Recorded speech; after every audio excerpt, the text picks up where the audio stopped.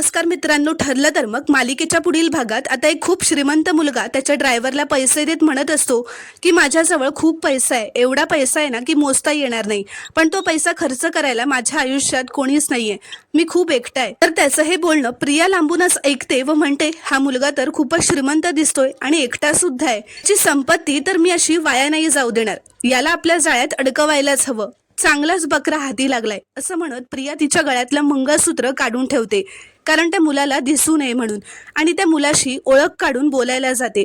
तो मुलगा प्रियाला असं विचारतो की तुझ्या घरी कोणी कमवणार नाहीये का?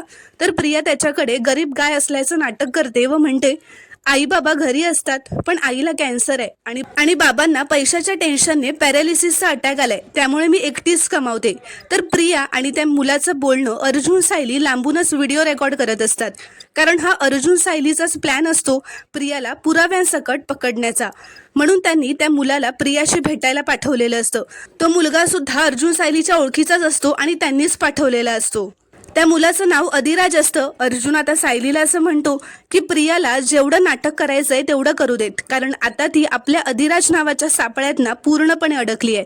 तर प्रिया मात्र पैशाच्या लालसेपोटी त्या मुलाच्या आणखीन जवळ जाण्याचा प्रयत्न करत असते, त्याचा हात हातात घेते आणि त्याला आपल्या प्रेमाच्या जाळ्यात फसवण्याचा प्रयत्न करत असते।